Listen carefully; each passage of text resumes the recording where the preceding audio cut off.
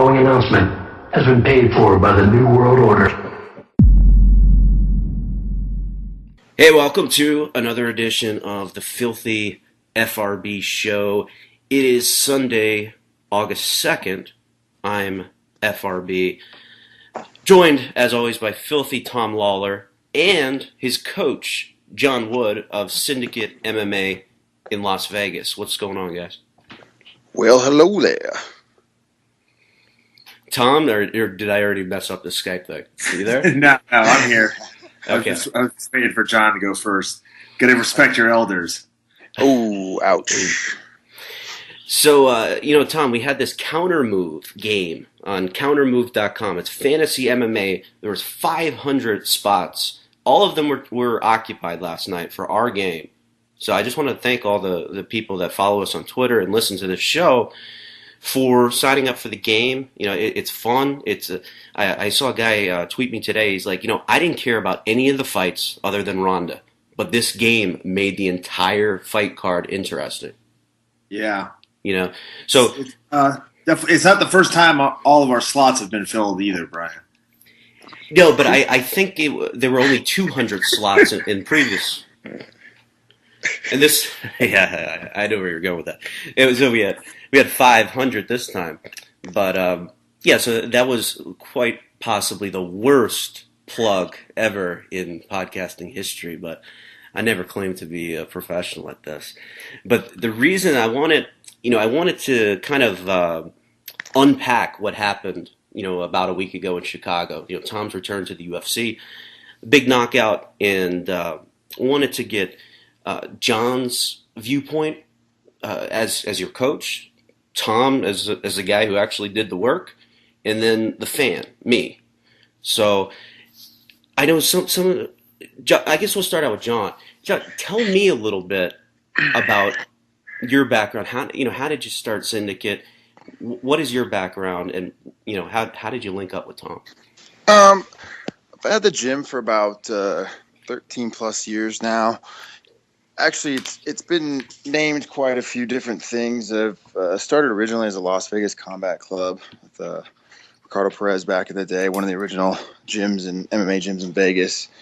And then as the MMA boom kind of hit, it had gotten renamed. When I was younger, got into a car accident, and back in the day, all the training gyms and facilities were always located in just shitty parts of town and stuff. So with that money, I kind of approached the guys, my coaches at the time, and said, hey, let's, what do you think about opening a gym in a, nicer neighborhood so parents, kids, can come and we can start, building this into something. It's like I just always was in love with the UFC since day one, and I knew it was eventually going to do something. So moved it into a nicer area, and the MMA boom hit, and through that I was able to pick up some sponsors. Like back in the day, it was Zion's Training Center for a while, Throwdown Training Center, Warrior Training Center, basically anybody that would give me money to fund my gym to put the name on it, which was fine. But I've had it all the way through, and now Syndicate's the final landing spot, and that's my gym name, and it's doing real well, and it's been awesome. What was the inspiration for Syndicate? It's kind of I don't know. I mean, the meaning of Syndicate is just kind of like a badass gang, basically. Like, wanted to start my own MMA family team type thing, and it's just a group affiliation of just badass mofos. So I thought it was a cool name, and ran with it. And so far, it's been phenomenal. It's been a great experience. We're sitting now in a almost 17,000 square foot facility in Vegas, and just got a lot of young, real talented up and comers, and then some of these old vets like Mr. Lawlor there, and we're just kind of attacking it at both ends and getting some of the veteran guys in there out winning and bringing up, helping them. They're in turn building the program and helping the veterans are helping the younger guys. It's just a real good mix of people, man. Real good environment, real great gym, a lot of talented guys. Obviously, being in Vegas, we have a ton of talented fighters out here and coaches and stuff. So we're real lucky and fortunate. So, Tom, I know that you've told this story to me and a bunch of people. Your struggles, your injuries, and you were out for 2 years. Sexuality. What's that? Oh, struggles with his sexuality. I thought Yeah, there's always I these rumors. thought you were going there. My bad. I'm sorry. There's always these rumors because he's friends with Seth Petrozelli, which is very odd to me. But so, Tom, for the people that don't know, I mean, you were up against a lot the last couple of years, and it was a tough road back. So, just kind of summarize it. Why didn't you fight for 2 years? Brian, I was hurt. No, I know. I know the story, but I have to ask these questions so that the people that don't know.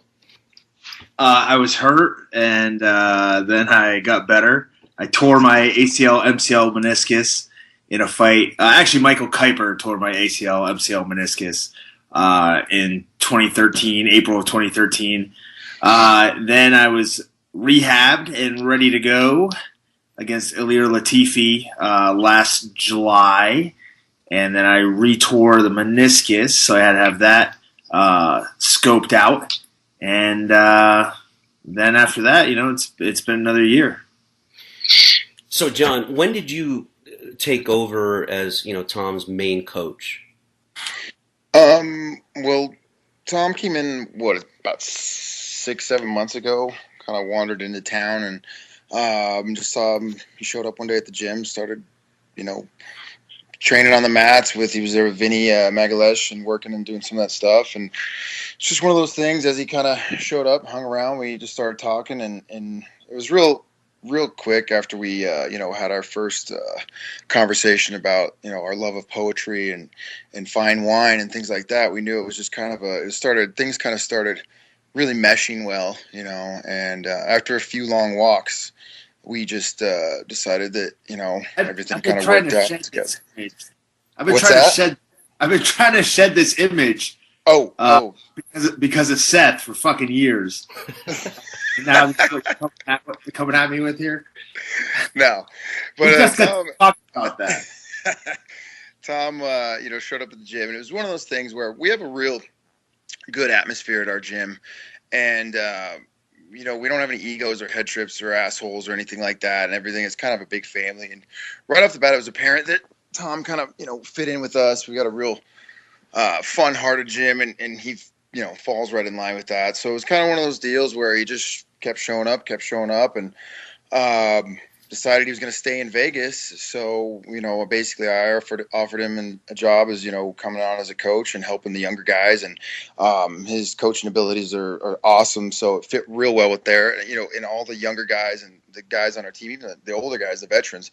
He came in right away and was helping, Pyle with some fight stuff and a lot of guys. And you could see right off the bat his knowledge of the MMA game is phenomenal. So it was a real cool thing to have him come in and start helping as a coach and just doing the stuff. It just fit real well. And then there wasn't even really talks of fights. He had kind of I don't even think at that time if we knew or if he knew what he was gonna do. But the fight got offered, and then obviously I offered my assistance to whatever he needed from me for pads and stuff, and then we just got in there in the pad work, and it's not like when Tom came to the gym, he was already a very, very good fighter, and a lot of his style and his stuff, counter fighting and things, really, something I'm good at and meshed with. So we were able to start working on the pads and start working some game plan stuff, and it just, like I said, all the pieces fit and it came together. And I think this, we only technically were working for a few months before this fight, so I'm really excited to get back to the drawing board and actually start even growing and doing more together. So it's this next one's going to be fun. Now, Tom, about 4 or 5 months ago, I mean, I don't even think you were convinced that you were ever going to fight again. It was kind of up in the air. Is that an accurate assessment? Yeah, it's a pretty fair assessment. Let's see, what is this month? It's the 8th. Probably was about 5 months ago that I figured I probably was going to fight again. Once I started getting in a little bit better shape, started doing more MMA work. Obviously I got a better condition, and decided that, well, hell, I got nothing else going on and I need the money, so I'm gonna get back in there. And kind of, John, I don't know if you're aware of the story, but it was Tom was having a hard time getting a fight. He was kind of frustrated he wasn't getting a fight. So I'm in New Jersey at the Rockhold versus Machida fight. That was April 17th, I think it was, in New Jersey. And just a chance meeting with Joe Silva, and I said, hey man, Tom Lawlor's been trying to get a hold of you. He wants a fight. He wants sometime in the summer. And Joe's like, oh, he wants a fight? I can get him a fight. And right there, I said, well, would you talk to him if I called him up right now? And those guys talked, and they worked out the details. But I don't know if you had heard that. No. I mean that was for the first go in the UFC. No, that was April 17th of this year. Oh, for this last thing. So, okay. Yeah. So they started. You can, Tom. You can interject. I just did the general. So you got to start talking with Joe and. Yeah, there's not much more to the story, man. He called me up and asked me if I wanted to fight, and I said, "Yeah." But Tom, as good a time as any. Tom, this is where you're supposed to say, "Well, Front Row Brian saved my career." This is where you're supposed to put your. I'm worried you're going to end it somehow. Yeah, that was he served you up a nice lead in to give him a really good compliment, Tom. Yeah, he totally didn't take the bait. Oh, and the other funny part, man, I was hammered when I was talking to Joe. But he kind of knows me by now. Speaking of which, John, before we came on the air, well, actually we were recording before, but Brian was talking about his hatred of. We won't use the guy's real name, but some jobber. So, yeah, some guy who's definitely cray. Chicago. Did this guy piss you off too, Joe?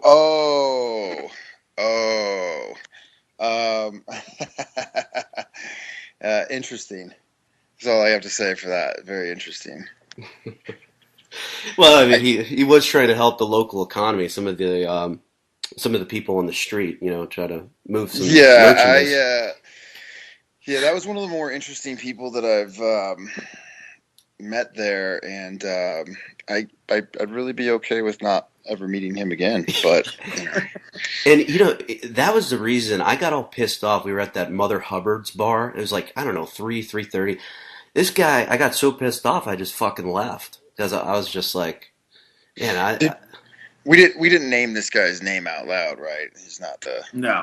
Okay, yeah, I heard about the same story within about a 30-minute period. He told me the same exact story about Tom about 8 times, and then I believe he sexually assaulted me. I'm not sure, but I feel like I could press charges on what he did to me and the way he touched me and was in my personal space. So John, here's what he did to me. I'm looking down at my cell phone, just looking at some text messages. So my head's down. So he comes over, he pulls his shirt out and puts it over my head. Okay? So my face is directly on his sweaty chest. And I shove him, and I later learned that this guy has fought a few times, so he's tougher than me. But I fucking shoved him. I said, "Get the fuck away from me!"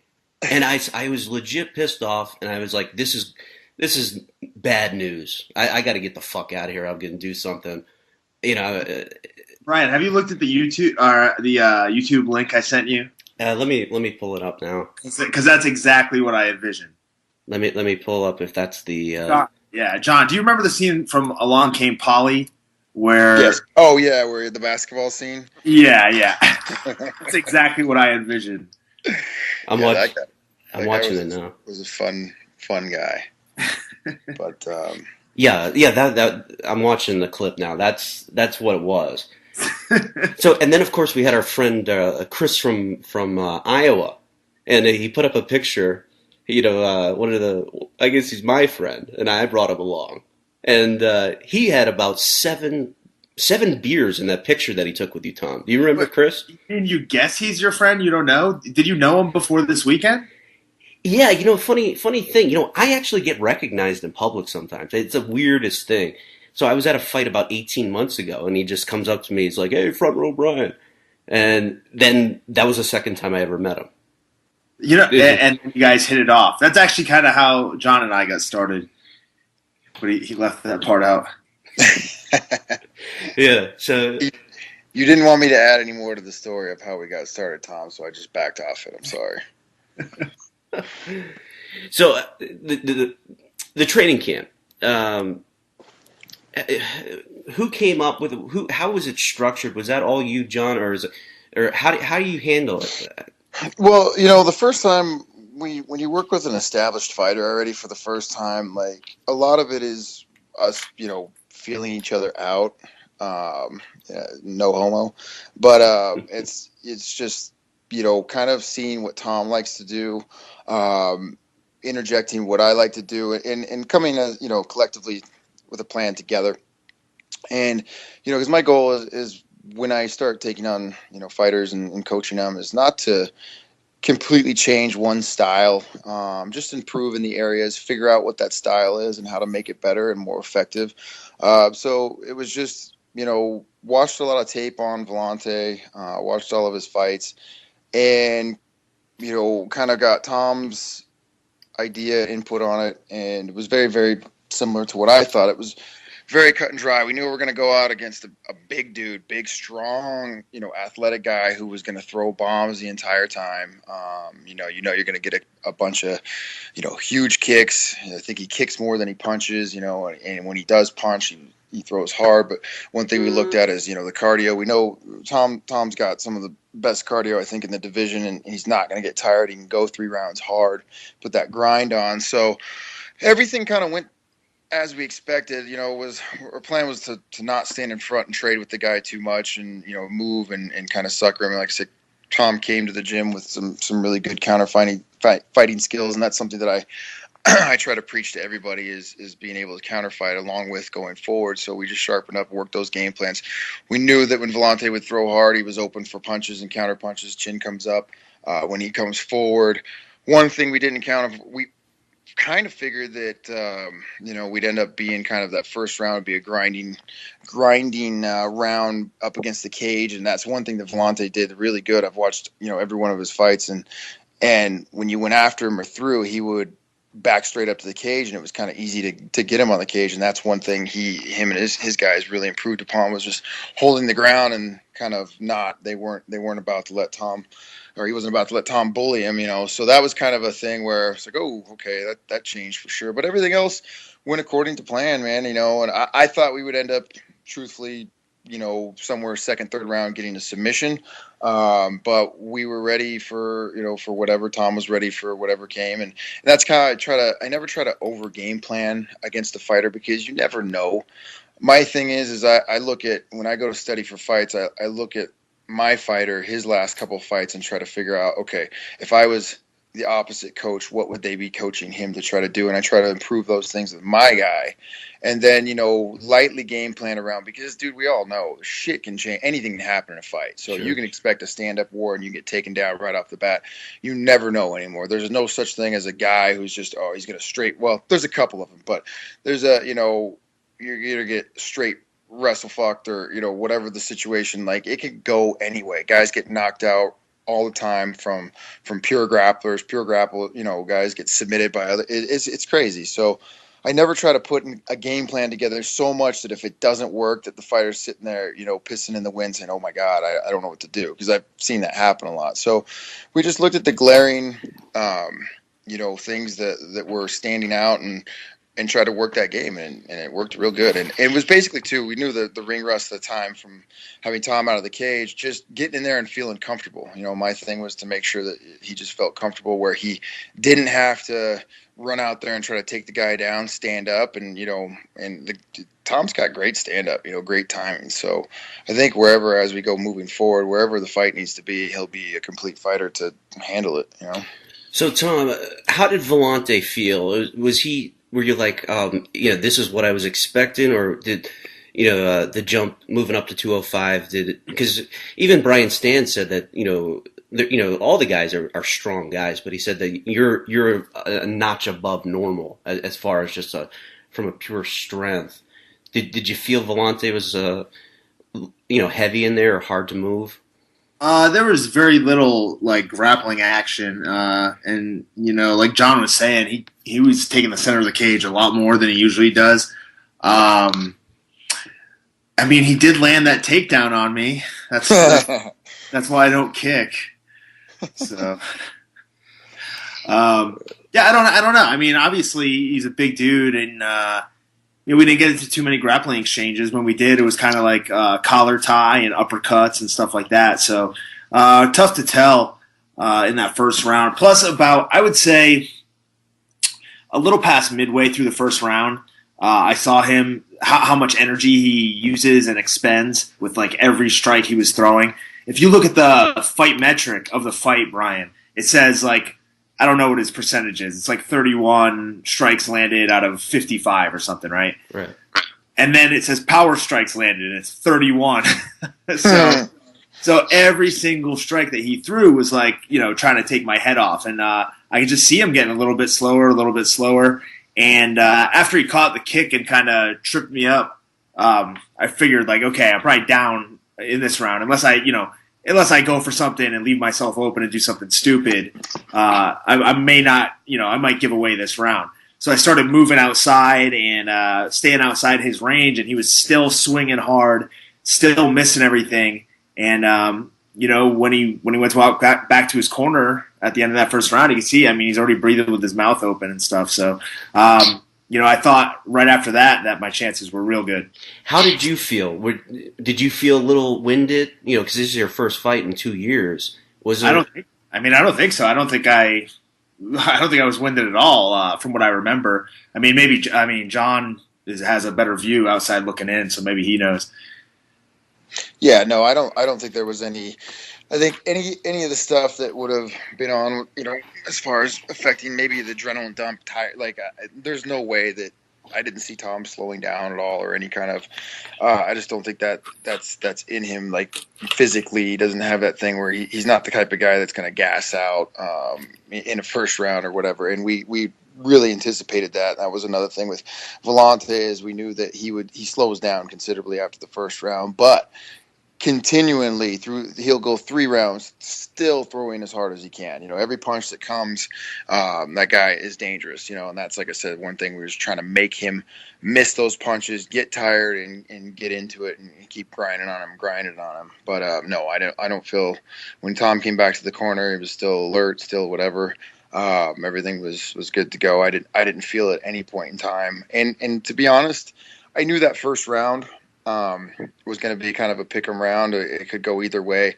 Going into the fighting before, I figured that would be Volante's round, or a tough round to win. But past that, I knew we'd get into the fight, and Tom can keep that level and keep on the gas the entire time. So that was, that's, I think, one of his really, really strong points. So Sure. No, I don't feel like cardio was any kind of thing for him. So Tom, mentally, how did you feel? Because you had even said to me, you made it like, hey, I'm fighting for my job. I lose, I'm gone.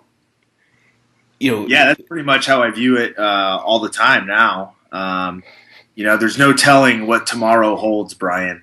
So I'm prepared. I'm going to go out there and I'm going to beat somebody's ass for a few more years.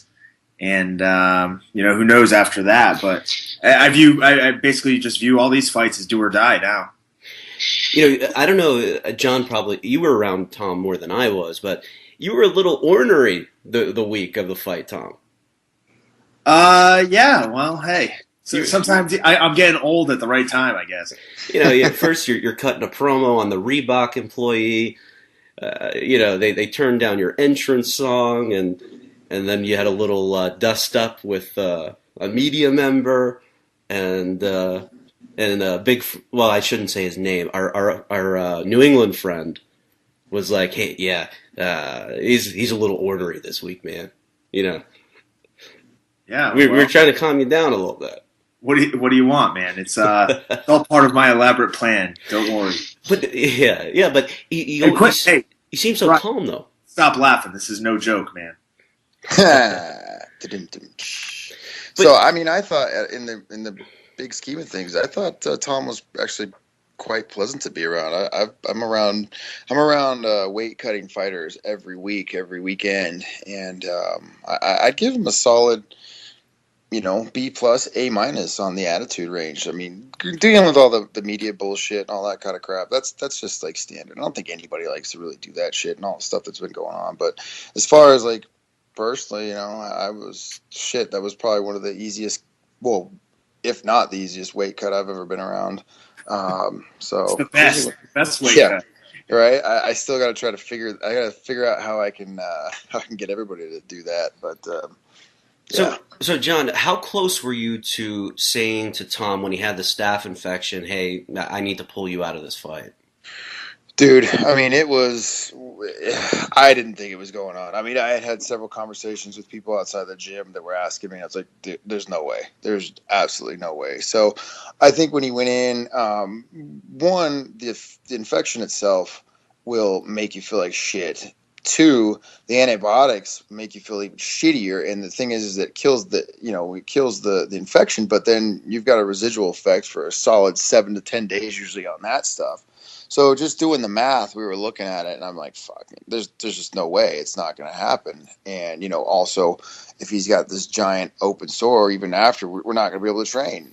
It's just impossible. But I really don't think it was as bad. I think, honestly, there's no way, that it was half as bad as they had originally said, because when the thing finally popped and came out, it was, disgusting. But it was just a really bad zit. Yeah, I mean, shit. I almost think it was kind of like that. It might have been a nasty ingrown hair that, because I've never seen anything heal up that quick. So just to give the people the timeline, when did this happen? About 3 weeks before the fight. 5 weeks, right? I think it was 3. I think it was like 3 or 4 weeks. I think. Because I remember from talking to you, Tom, you didn't really seem concerned. I mean, maybe that's just your personality. You don't sell it. But you didn't really seem all that concerned. But it was a major fucking big deal. I mean, I don't know. I think he was pretty concerned with the fact that he had a fucking testicle hanging off his chin. It's pretty bad. Yeah, now I should go back and tweet out those pictures now. I think I left them. Yeah. But he was rocking a Peter Griffin chin there for pretty. It was nasty. Dewey Griffin. Now that's something like if you can't train for a week or so or 10 days, and you have to cut what's that? Can't train. I was in bed. In bed for like 8 days. Yeah, I mean that's what I'm saying. But let's just say that you had to cut to 185. I mean, being in bed for a week or whatever it was, you can't make that cut, or can you? Yeah, well, actually, it really cut down my appetite because I wasn't doing anything. So I lost a few pounds. During that course of the week. So maybe everybody should get a staph infection.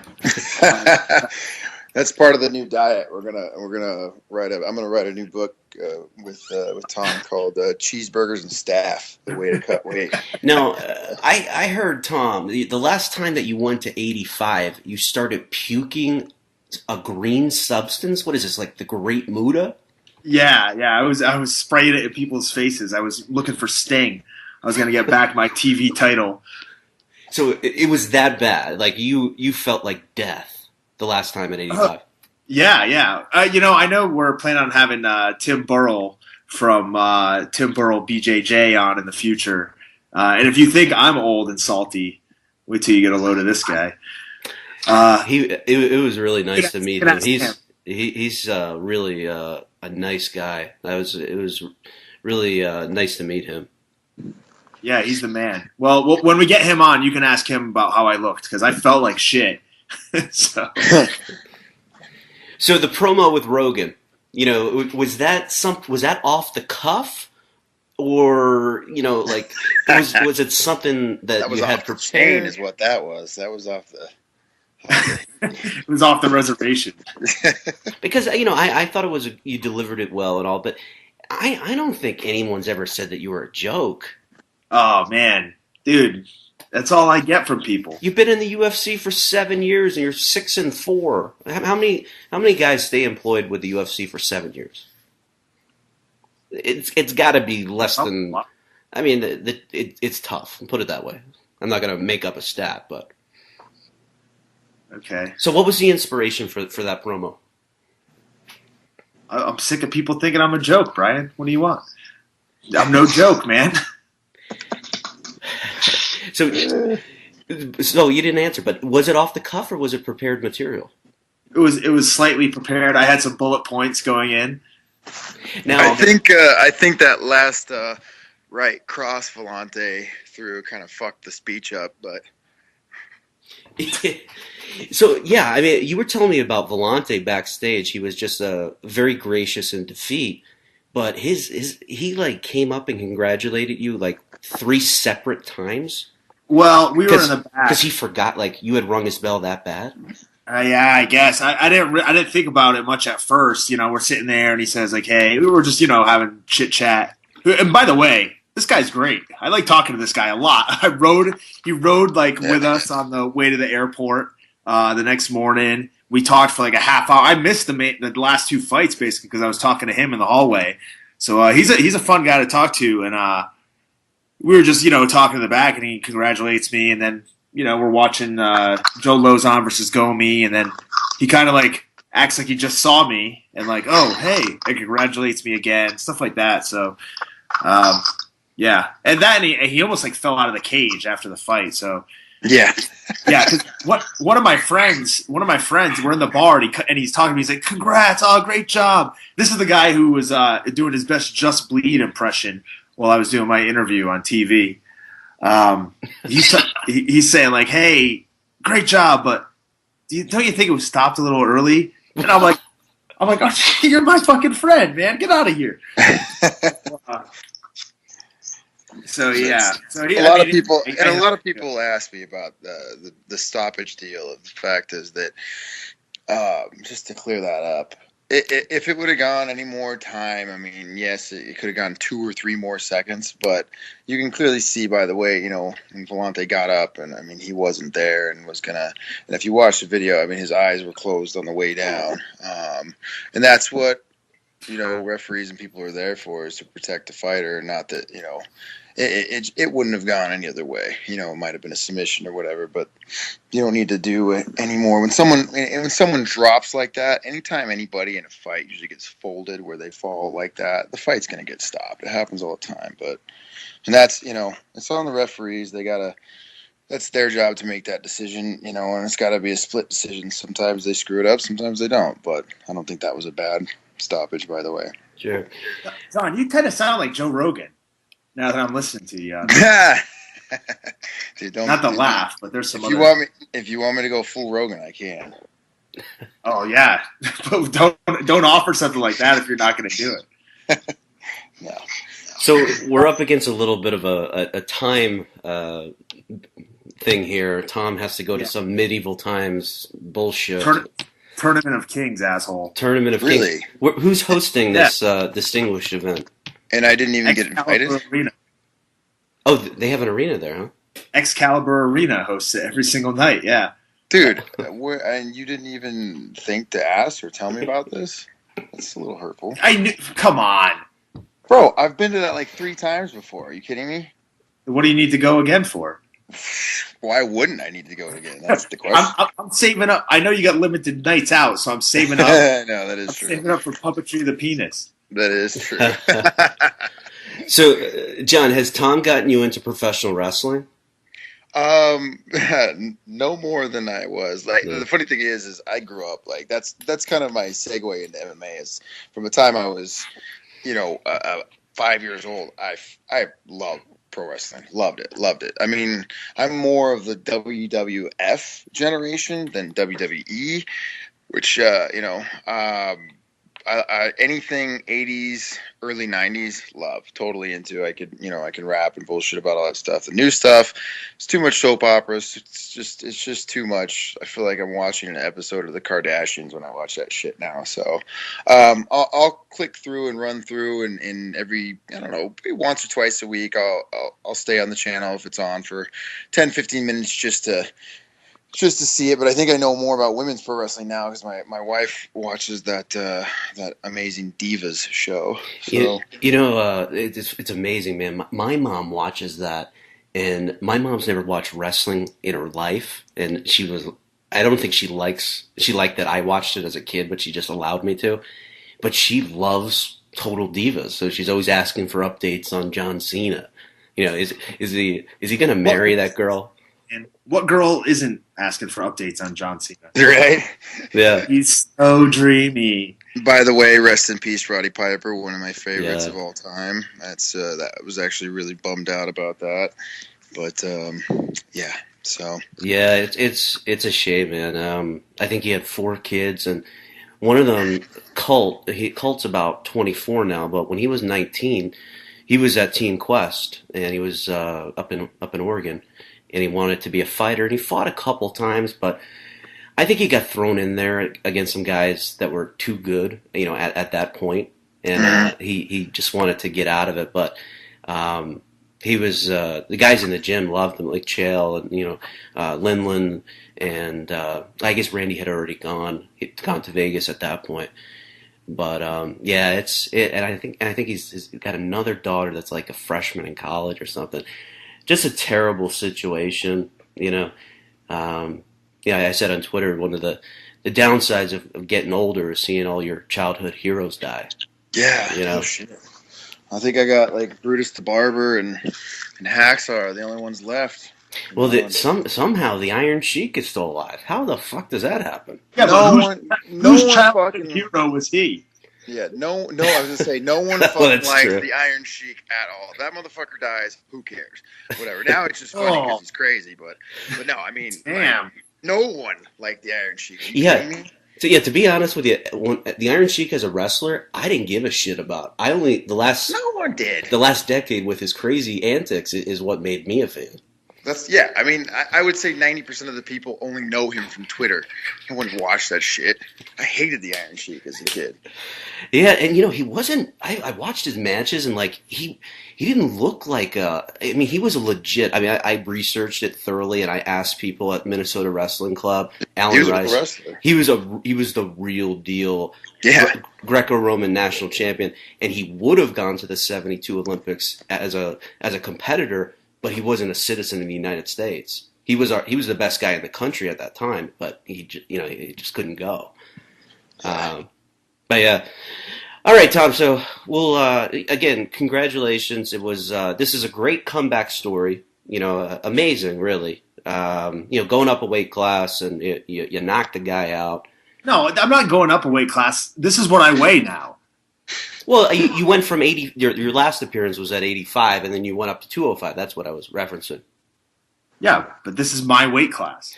Oh, okay. Like he owns it.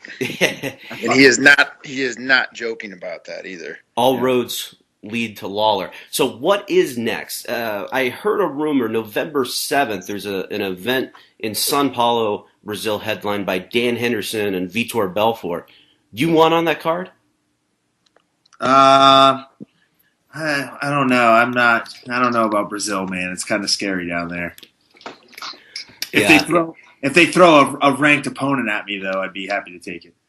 Yeah, I don't blame you. I'd like for your next fight to be in Vegas, or if that show in Dallas, if that stadium show in Dallas, that'd be a pretty fucking awesome show to be a part of. Yep. After this next win, my plan is UFC 200, win a bonus there. Yeah. All right, you got to go to Excalibur. So hey, Arena. yeah. Appreciate joining us, John. And how do people get some information on Syndicate and contact you on Twitter? My Twitter is Bigwood MMA on Twitter, and Bigwood MMA 79 on Instagram. His website is www.meatspin.com. It's meat stick, dude. Okay. Yeah, and then Syndicate MMA, syndicate-MMA.com is the website about the gym if anybody wants to check out the gym when they're in Vegas. And that gym, that's for all ages and skill levels. Is that right? Yeah, man. I mean, there's a very few small percentage of people that actually want to be fighters. So I have like 600-700 students at my gym, and I think out of that, 50 are actually fighters. So we cater to the masses. Yeah, 600 or 700. Wow. Yes, sir. And we start from kids all the way up 4 years old and up to senior citizens in there. So we have good weight training facility, full size cage, 2 mat spaces, Muay Thai, Jiu-Jitsu, strength training, everything you could want. One-stop shopping center of mixed martial arts. All right. Well, that's John Wood, owner of Syndicate MMA, and you got anything to say, Tom, to kind of wrap this up and get you going? No, but I think I'm going to be sitting in the French section tonight at Tournament of Kings, so go France. All right. Sounds good. All right, guys. Thanks a lot. All right. Talk later. Got into a car accident, and back in the day, all the training gyms and facilities were always located in just shitty parts of town and stuff. So with that money, I kind of approached the guys, my coaches at the time, and said, hey, let's, what do you think about opening a gym in a, nicer neighborhood so parents, kids, can come and we can start building this into something. It's like I just always was in love with the UFC since day one, and I knew it was eventually going to do something. So moved it into a nicer area, and it just, the MMA boom hit, and through that I was able to pick up some sponsors. Like back in the day, it was Zion's Training Center for a while, Throwdown Training Center, Warrior Training Center, basically anybody that would give me money to fund my gym to put the name on it, which was fine. But I've had it all the way through, and now Syndicate's the final landing spot, and that's my gym name, and it's doing real well, and it's been awesome. What was the inspiration for Syndicate? It's kind of I don't know. I mean, the meaning of Syndicate is just kind of like a badass gang, basically. Like, I wanted to start my own MMA family team type thing, and it's just a group affiliation of just badass mofos. So just kind of summarize it. Why didn't you fight for 2 years? Brian, I was hurt. No, I know. I know the story, but I have to ask these questions so that the people that don't know. I was hurt, and then I got better. I tore my ACL, MCL meniscus in a fight. Actually, Michael Kuiper tore my ACL, MCL meniscus in 2013, April of 2013. Then I was rehabbed and ready to go against Ilir Latifi last July, and then I retore the meniscus, so I had to have that scoped out. And then after that, it's been another year. So, John, when did you take over as Tom's main coach? Well, Tom came in about 6-7 months ago. Kind of wandered into town and just saw him. He showed up one day at the gym, started training on the mats he was there with Vinny Magalesh and working and doing some of that stuff. And it's just one of those things. As he kind of showed up, hung around, we just started talking, and it was real quick after we had our first conversation about in previous. And this, yeah, I know where you're going with that. It was we had 500 this time, but so that was quite possibly the worst plug ever in podcasting history, but I never claimed to be a professional at this. But the reason I wanted to kind of unpack what happened, about a week ago in Chicago. Tom's return to the UFC, big knockout, and wanted to get John's viewpoint as your coach, Tom as a guy who actually did the work, and then the fan, me. So I know some of I guess we'll start out with John. John, tell me a little bit about your background. How did you start Syndicate? What is your background, and how did you link up with Tom? I've had the gym for about 13 plus years now. Actually, it's been named quite a few different things. I've started originally as a Las Vegas Combat Club with Ricardo Perez back in the day, one of the original gyms and MMA gyms in Vegas. And then as the MMA boom kind of hit, it had gotten renamed. When I was younger. The following announcement has been paid for by the New World Order. Hey, welcome to another edition of the Filthy FRB Show. It is Sunday, August 2nd. I'm FRB, joined, as always, by Filthy Tom Lawlor and his coach, John Wood of Syndicate MMA in Las Vegas. What's going on, guys? Well, hello there. Tom, or did I already mess up the Skype thing? Are you there? No, I'm here. Okay. I was waiting for John to go first. Gotta respect your elders. Oh, ouch. So, Tom, we had this counter move game on countermove.com. It's fantasy MMA. There was 500 spots. All of them were occupied last night for our game. So I just want to thank all the people that follow us on Twitter and listen to this show for signing up for the game. It's fun. I saw a guy tweet me today. He's like, I didn't care about any of the fights other than Ronda, but this game made the entire fight card interesting. Yeah. So it's not the first time all of our slots have been filled either, Brian.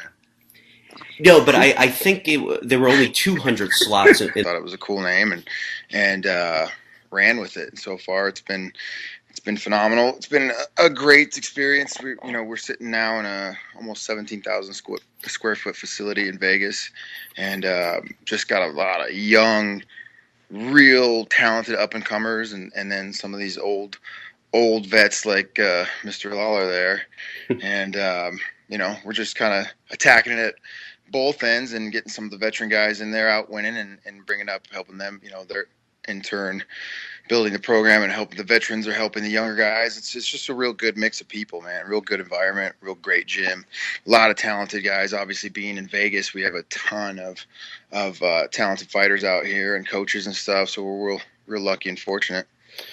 So, Tom, I know that, you've told this story to me and a bunch of people, your struggles, your injuries, and you were out for 2 years. What's that? Oh, struggles with his sexuality. I thought yeah, there's always I thought you were going there. My bad. I'm sorry. There's always these rumors because he's friends with Seth Petrozelli, which is very odd to me. But so, Tom, for the people that don't know, I mean, you were up against a lot the last couple of years, and it was a tough road back. So